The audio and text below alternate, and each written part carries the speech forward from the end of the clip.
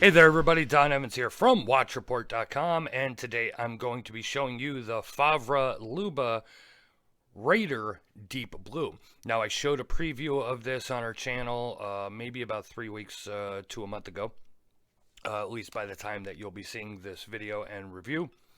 And while I normally don't show the packaging, I know this is a little bit different of a video than you're used to. You can see part of my light box and setup here, but I wanted to be able to show the packaging here. I'm not big on packaging.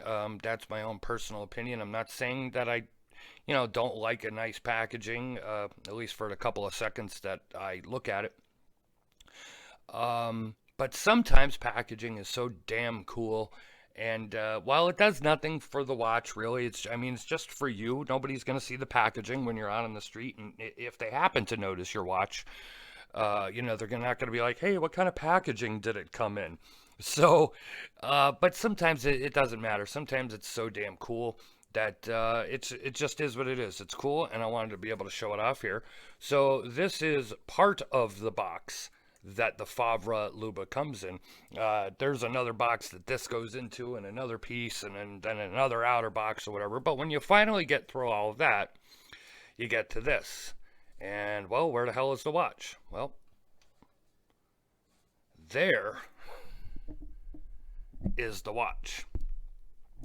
Which, obviously, that is just pretty darn cool.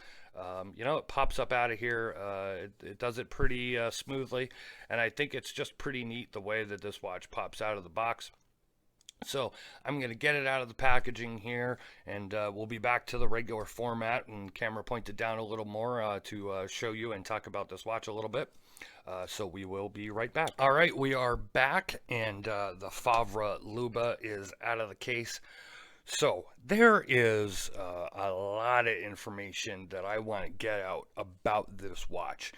And as you know, I instituted about 6 or 7 months ago, I want to try and keep the video about the video and just give you the absolute best look at it. We try and take the best pictures that we can, realistic photos to show you what this watch is all about in the written review at Watchreport.com. But there's nothing like video. Video gives you the absolute real deal of what this watch is going to look like, or the closest that it can look like, to what you get when you get it, if you purchase one and get it home. So I'm going to give you the specs. I'm going to show, the watch as usual. If you're not familiar with this brand, Favre Leuba, and this model, here's the deal. For many years, this company was defunct. This is the name Favre Leuba is actually the second oldest watch brand in existence. They were sold off a few times after the 70s. They were reacquired in 2011. It is still under that brand and under that company, and this is what they started finally producing watches. This watch is, I would say, a throwback. It's kind of a combination of past and present. Favre Leuba had a model in the 60s that was actually called the Deep Blue. So they're not taking the name from the brand Deep Blue that exists today. This was actually one of the models. It was their first dive watch in the 60s. And it was, a Favre Leuba Deep Blue. So this one they call the Raider Deep Blue. There's also another variation that has it doesn't have an actual hour hand. It runs by a disc. It is twice the price of this. And I'm not going to concentrate on that one because I don't have it in hand to check out. So we're going to concentrate on this one. This is more of a traditional model. So let me give you the specifications. You are looking at a 44 millimeter case, 52 millimeter lug to lug. Of course, you are getting a sapphire crystal. It is Swiss made. It is a Swiss automatic movement. We'll talk about that here in a second. 24 millimeter lug width, 14 millimeter stick, and your price is going to be around $2,500. I think it's more like $2,450 from the conversion I did. Now the company has also told me, because these are right now being sold and distributed primarily in the Indian market. But you can order directly. They don't have an e-commerce website set up from Favre Leuba yet, but you can email and order directly, and I'll have all that information in the written review as well. So as always, click the I in the upper right hand part of the screen. If you're just watching our videos, I appreciate that you're following us, and I appreciate that you're taking time out of your day to watch us here, review watches. But I suggest if you want all the information, you want the full review and all our thoughts and comments, click the I, or just go to watchreport.com and find the review, and that will give you all of the information, all the specs and written, much more thoughts and comments from us. So this model is I know the model is called the Deep Blue, but this one of course is a blue dial. There's also a black and orange variant where it's a black dial and it has the orange accents. Now, this time that I'm doing the video, my lighting fortunately seems to be picking up the color of this better. This is more of, it's not a royal blue, it's not a deep blue. I think you could see it here. It is definitely more of a bluish green, almost like seafoam green. I don't really know what color to call it. I do know this. It is an absolute awesome blue color, because it is not a blue color that you see often.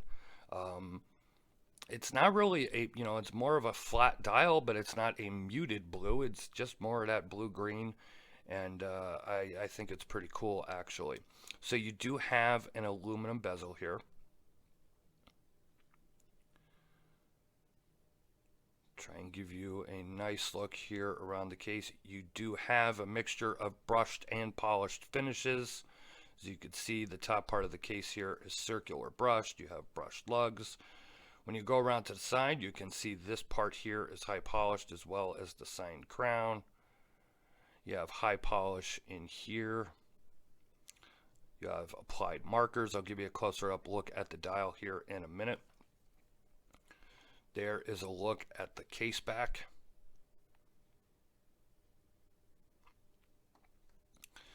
So let's see how close we can get up on this dial here now. One of the things I want you to take a look at is that disc.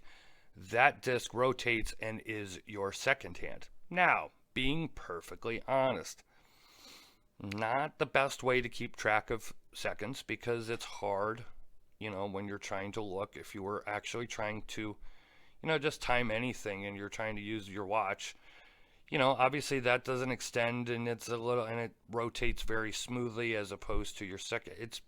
It's a little, let's be honest, it's a little difficult to be super functional. But the disc itself is pretty nicely done. So you can see the applied markers are very well done as well, and you have an applied logo. Just a it's a very nice dial. I mean, if you like dive watches, it's a pretty damn nice looking dive watch, in my opinion. It's very vintage, but not too vintage. I just think it's pretty cool. So let me show you here. Now the bezel is a little difficult to rotate, just because of the way you got to get your fingers in there. Actually, now if you go more like 8-2 here, or yeah, about 8-2, you can get a nicer grip because of the way it extends out from the bezel. I guess it's more 9-2, but whatever. There you go. Okay. Now, one thing I will tell you is I have found the crown hard to use. It's kind of a small crown, the way these crown guards jet out here, and it's a smooth crown, so it's just hard to grasp. I mean, it works once you get it out, but it is not the easiest crown to manipulate. So let me give you a quick loom shot here. As a matter of fact, you know what? I'm just gonna turn this off real quick, and I'm going to charge this up, and I'll come back and show you a loom shot. Okay, we are back, giving you a look at the loom of the Favre Leuba Deep Blue Raider. Now, as I've always said, I have other lights on here in my studio, so this is not complete darkness, but I always, everybody wants to see the Loom on video, so in dim lighting, this is the Loom. Obviously, it'll be nice and bright. In complete darkness, it is BGW9 Super Luminova, and if you check out the photos on Watchreport.com, you will be able to see the Loom shots that I took. So let me turn the lights back on, and we'll be right back. So as usual, I said I wanted to do a short video because we try to keep them to 6 and 7 minutes. Then I know this video has gone over. I wanted to make sure I give you a decent look at the watch, and I know sometimes I can be long-winded. But hopefully you still enjoy all of our reviews here at Watchreport. I will not speak to the naysayers, but to the people that do appreciate what we do. We appreciate our followers and our viewers very much so. Because as usual, if there's nobody watching us, then there would be no reason to continue doing this. So we appreciate everything. As I said, there's a lot of information about this brand. Nothing negative or controversial, but way too much for me to spell out here. So I'll talk about some of the history of the original brand and who owns the brand, of course. And of course, you can always find this information on the website. Now, when it comes to the movement, I don't know what the movement is, and I apologize for not having that information. And the only reason I don't have that information is I didn't ask the company directly in the beginning. And because I figured that they would just have that information on the website. And I needed to get reviews done, and so I needed to get some videos done. So this video was slated to be done today, and I decided to go ahead with it because I will, of course, have the movement in the full review at Watchreport.com. Not sure why a website doesn't state what the hell the movement is, especially when you're looking at paying $2,500 for a watch. As I said, I know it's a Swiss movement, but the exact caliber I am not sure of. I sent in an email to the company today, early this morning, as a matter of fact, but with the time difference in Switzerland, it might be a while before I hear from them. So I apologize for that. Let me give you the obligatory wrist shot on my 7.5-inch wrist.